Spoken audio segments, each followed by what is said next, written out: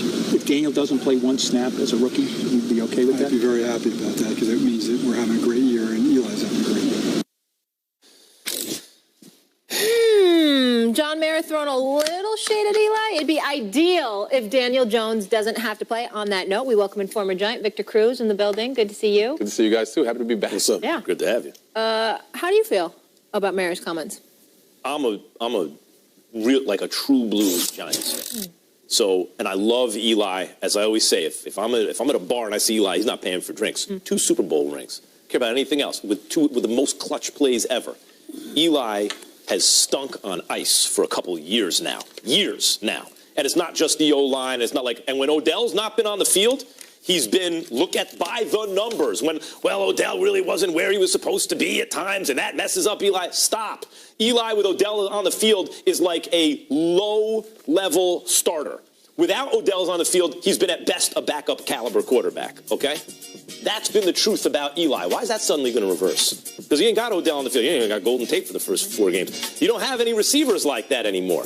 You got Saquon Barkley, who's the best running back prospect I have ever seen, who is the face of the team, who I wish he could throw because he'd be the greatest player of all time if he could throw the ball.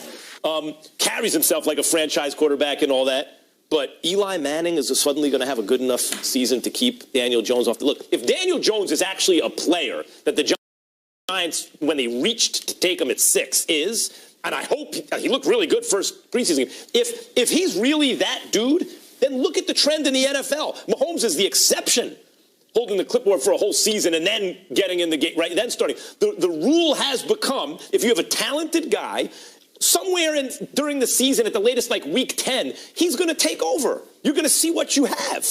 Remember, the clock is ticking on the rookie deal. That's your chance to really make hay in the NFL nowadays because you have money to spend on other positions. So you want the guy to get experience his first. You want Daniel Jones to have experience year 1. Well, for me, I've been around Eli Manning a long time. And every time he's had his back against the wall, anytime he's been in a position where he had to fight and he had to come out swinging, he's responded. Whether it's been, let's say we lost 2 games and his play was in question, he'd come out firing. He understands that. I think he's in a position now different than he's ever been. I think he's got some fire behind him in Daniel Jones. I think if he knows if he doesn't play well, his job is in question. And I think he's done some good things in the offseason as far as taking care of his body. I heard he's done some things with his lower body. I heard in training camp he's throwing the ball with some zip. He's getting it out there to his pass catchers, to his receivers. They're ranting and raving about how Eli Manning is getting them the football during these early months of training camp. What he should do with his lower body is sit his butt on the bench is what he should do. But I think we're going to see a renewed Eli Manning. I think he understands this is the most important year of his career with the setup that he has with Daniel Jones bagging him, adding some fire behind him. I think that we'll see a renewed Eli Manning, and we'll see what's up. He didn't have fire the last 2 years when they were terrible, and people were calling for his job and benching him. Like, he got benched for Geno Smith. Why is this any different? Because they didn't have a young backup that can replace him and that can be the guy for years to come. I think they've had backups that would suffice for the time being. Yeah. But Eli Manning is in a position where if he doesn't play well, there's a backup that can come in and take the reins and not look back. Forever. Yep. I think John Mara should be ashamed of himself. And I think that anybody who speaks up for Eli Manning should be ashamed of themselves at this point. This man has not missed any games with the exception of one game where McAdoo benched him. He hasn't missed a game in 14 years. They've missed the playoffs 5 of the last 6 years and 7 of the last 9. If any other quarterback any other franchise that had a quarterback that didn't miss a single game in that span, and you had that kind of record, particularly over the last 2 years where you've gone 8-24. I mean, you've won 8 games the last 2 years. Anybody else will be talking about making a quarterback change but the New York Giants. Now, why is that?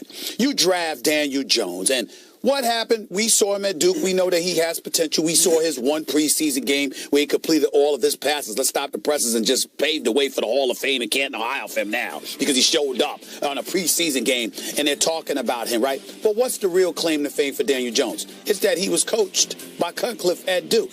And who works out? The Mannings. It's Cutcliffe. Who has a long-standing relationship with the Mannings? It's Cutcliffe. Who do you hear John Mara talking about? He's talking about Eli Manning. He loves this man. And I can't blame him for that. It's not just the 2 Super Bowl rings.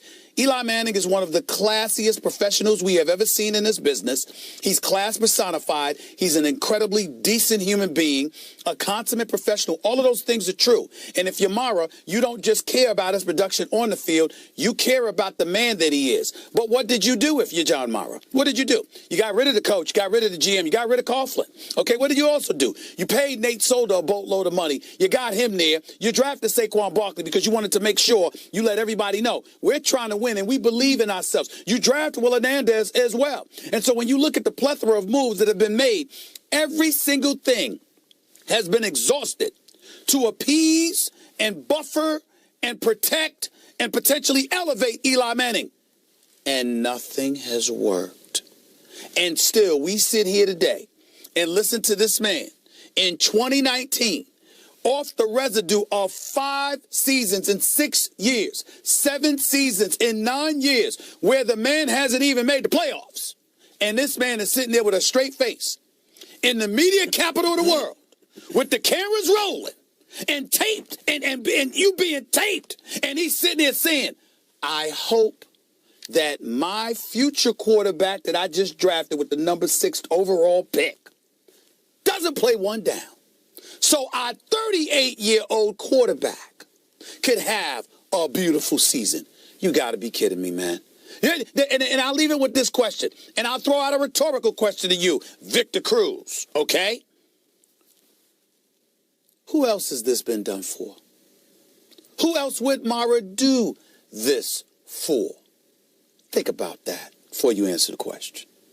I just think this is a year unlike Eli Manning has seen before in his own career. This is the most important year for him individually as a quarterback for his whatever he feels like internally his longevity is, whatever that feels like for him. This is an important year for him because if he doesn't perform well, if he doesn't, go out there and perform the way Eli Manning and the way the Giants expect him to perform this year, right? His job will be up for question. Can I ask you one question, though? Obviously, you caught 25 career touchdown passes from Eli. I know your relationship with him. But say that does happen and he loses his job. What are you hearing on the inside about Daniel Jones? Like, is this guy legit? Well, I heard good things about Daniel Jones as well. I hear he's sneaky athletic. I feel like he's got a strong arm, and the players love him. They love his temperament. And I think the biggest thing to go back to his game going 5 of 5 and that touchdown is his resolve. He wasn't out of character. He didn't jump up for joy. Kind of that same Eli Manning-esque kind of feeling about who he is. Hold on, Max. Hold on for 1 second. All I want y'all to remember, see, all of that's getting off the subject. Daniel Jones, Eli Manning, the expectations. No, that's not the subject. The subject is John Mara went in front of the cameras and said, I hope we don't see Daniel Jones at all. In favor of a 38-year-old quarterback that everybody and their grandmother has said the best days are behind him. And the facts have been proven that that is the case. That's the issue. The Giants, I agree with that. The Giants are in the last year of their obligation to Eli Manning. That's what I'm saying. That's what makes this the biggest year. No, it's not, Victor. It's the opposite. Everyone knows what's going to happen if the Giants have any sense at all.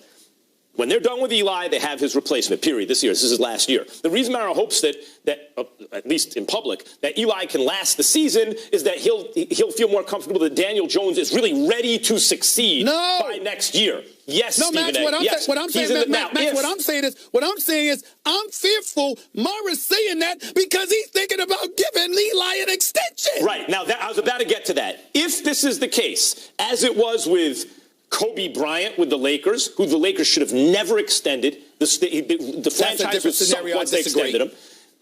Derek Jeter with the Yankees also cost them the playoff berth his final season. He couldn't play the position anymore. He couldn't hit anymore. If that's what they're going to do for Eli Manning, who is neither Kobe Bryant nor Derek Jeter, let's be honest, in his sport, he does not rank with those guys. And he's so clearly finished. He's more finished than those guys were when they got their extension. If Mara's thinking about giving him an extension and Giants fans like me have to live through this nightmare going forward, that's a problem. But, Stephen, I don't believe that's the case. That's not my takeaway from the comments. My takeaway from the